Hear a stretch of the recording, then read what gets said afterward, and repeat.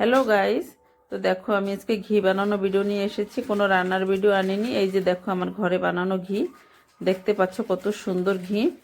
তার জন্য এই যে সর আমি ঘরে দুধের থেকে সর রেখে দিই, সেই সর জমিয়ে এই সর দিয়ে আমি ঘি বানাবো। এরকম 3-4 বাটি সর রেখেছিলাম। সেই সরটা এখন আমি একটা কড়াইতে ঢেলে নেব, তারপরে আমি এটা জাল দেবো, জাল দিয়ে ঘি বানাবো। চলো সম্পূর্ণ ভিডিওটা তোমাদের সামনে আমি শেয়ার করব। ভালো লাগলে একটা লাইক কমেন্ট শেয়ার করে দিও।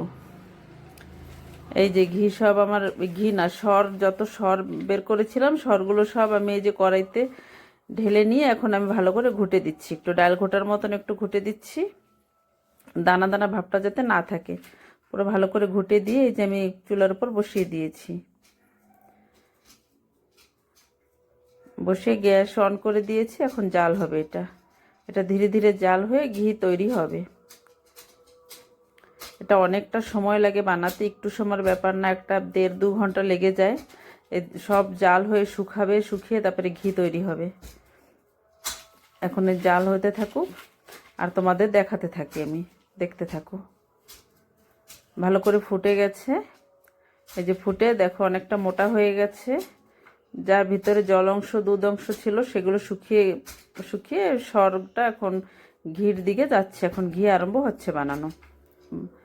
এই যে তলে একটু একটু লেগে যাচ্ছে, তো একটু নাড়াচাড়া দিতে হয় মাঝে মাঝে। নাড়াচাড়া না দিলে তলে লেগে যায়, নাড়তে নাড়তে থাকতে হবে।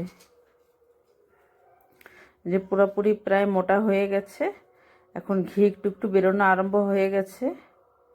অনেক রকম অনেকভাবে করে, মাখনকে উঠায় করে, আমি এইভাবেই ঘিটা বানাই। মাখন উঠায় কোনোদিন করি নাই, আমি ডাইরেক্ট সর জ্বালিয়ে ঘি বানাই।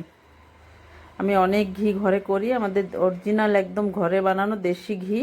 এই ঘি আমাদের ঘরে খাওয়া দাওয়া হয়, নিজেদের খাওয়ার জন্য আমি ঘি করি।